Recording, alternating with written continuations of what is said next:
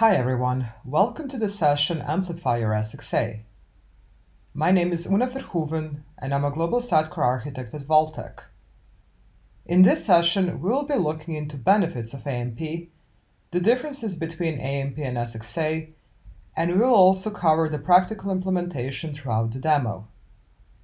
Accelerator Mobile Pages is an open-source HTML framework. It is designed to help the businesses in creating mobile-optimized content.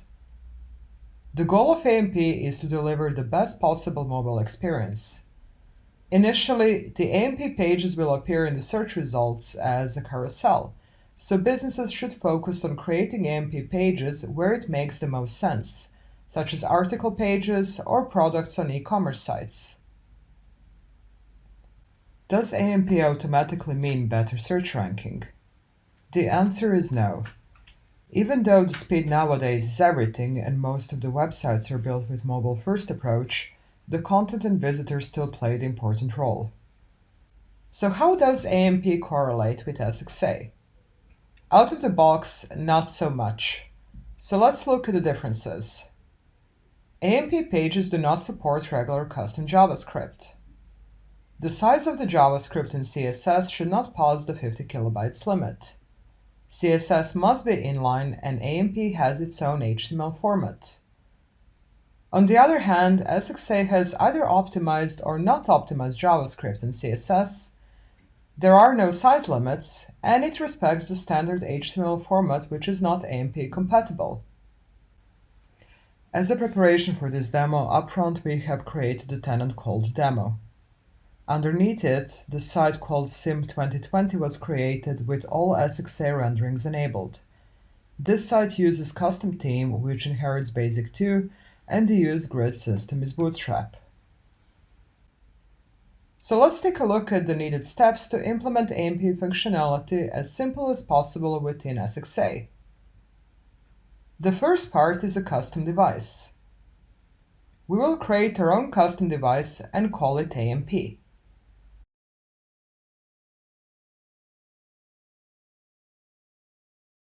We'll add a query string AMP equals 1 so that we can easily distinguish it from the regular web page and check the rendered output.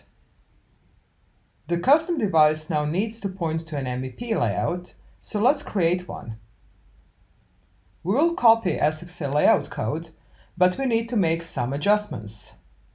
First, we need to tell that the page is actually AMP type. We will do that by placing the AMP icon in the HTML tag. We will load AMP-specific JavaScript and we will add some of our custom styling. We cannot leave out-of-the-box SXA functionality in the layout, but we also need it for the experience editor. This is why we are going to wrap SXA code with isExperienceEditor condition so that the content editing experience is not impacted.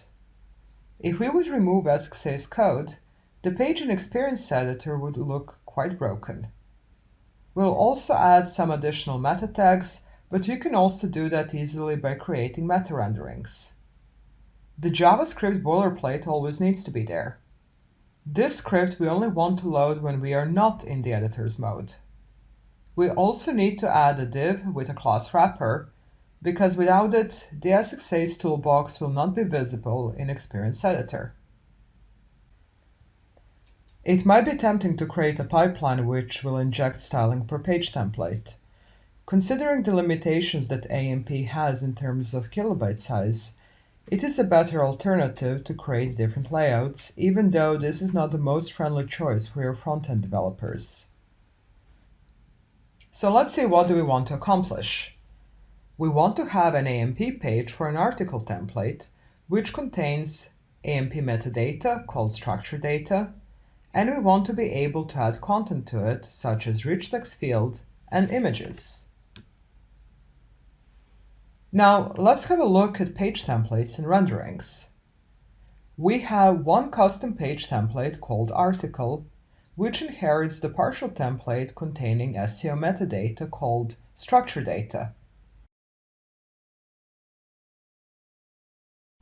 All other templates have been automatically created by cloning out-of-the-box SXA renderings such as image, link, and rich text. We'll come back a bit later to the available AMP renderings template. All our cloned renderings are pointing to the same view file. Each of them, through SXA cloning option, has its own template, data folder, and rendering retrospectively. All these renderings are created under the custom module called AMP renderings so that we can easily install this feature per site where needed. Under partial designs, we want to create one metadata partial, which contains cloned page content rendering called structure data. The purpose of this rendering is to read the fields from the page item. After that, we need a page design to which we can associate the newly created partial design. Once we create that, we need to map our AMP page template with the page design that we have created. So in our case, that will be AMP article template connected to the AMP page template. As for the rest of the content, we will adjust the restrictions, but after we have created rendering variants. Thanks to the latest addition in SXA, we can utilize Scriven scripts in rendering variants to accomplish the desired output. Each of our clone renderings contains prefix AMP, and all of them have one default rendering variant, which is based on the Scriven template. The first Scriven script that we will create is for the meta rendering called structure data. AMP pages with structure data can appear in top of stories carousel, visual stories, and in mobile search results. The non-AMP pages that include article structure data can help Google understand more about the web page and show better headline text, images, and date published. This AMP functionality is one of the most frequently used ones. The data we read throughout the code is available on the page field template level. If we are in experience mode, we just want to display it as text, but on the rendered page, we want to see a proper JSON format. The fields available here are created for the example purposes, since every business requirement is different and you may end up with more or less fields than presented here. For the rich text rendering, we have one exception, and those are images. Links and bullet lists do not require specific AMP HTML, but the image does. What we do here is actually replacing the image HTML tag with AMP image tag. Scriven by default supports regex. The third example rendering that we will utilize is an image. Image is a specific rendering since we need to enable content editors to use Experience Editor efficiently, but the output for AMP is rather different. Here we are accessing each of the image field values and creating the AMP output. If you are using Visual Studio Code, there are two extensions that are worth enabling. One is the default Scriven extension, and the other one is Sitecore Scriven extension created by Adam Najmanovic. Let's see how these renderings look in Experience Editor. We are opening article example, and we need to switch to device AMP. We have two examples here. On the top is image rendering, and below it we have a rich text field which contains some text, link, list, and inline image. When we preview the HTML output, we see proper HTML tags, but once we publish the page thanks to Scriven variant, we will see compatible AMP output. While adding content onto the page in AMP device mode, we saw all SXA renderings available. We want to limit that since not all renderings are compatible with AMP layout, and we also want to make sure it is easier for content editors. Instead of limiting renderings per placeholders, we will limit the available renderings per device. This we can do with a couple of tweaks and a custom pipeline. This pipeline is actually the only part of the code that we need to write in Visual Studio and deploy. First, we will adjust the available rendering section. If we look at the template inheritance, the most important part is to inherit from rendering list partial.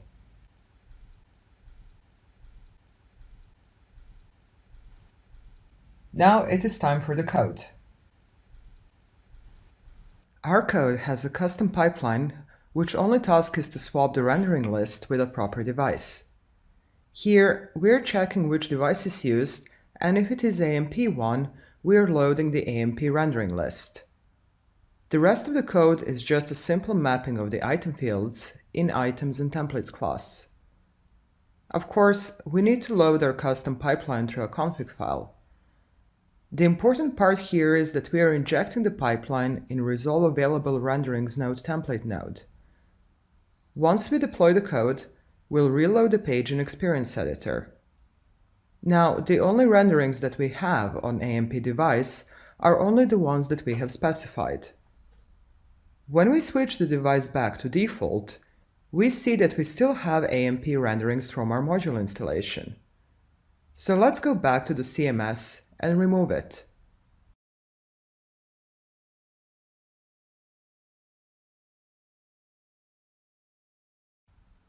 Now, in the Experience Editor, we have the right renderings for each of the devices, and there are no risks that the content editors may place the rendering which can break the page.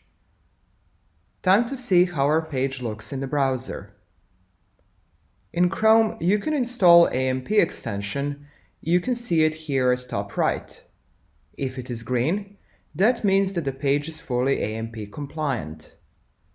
By adding a query parameter AMP equals 1 in the URL in the browser, we can see our AMP page, and without the parameter, our regular page. If we inspect the page source code, we can see our custom layout and Scriven templates being executed. AMP framework comes nowadays with many examples and pre-built components.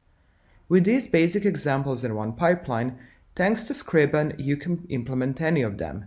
The principle remains the same.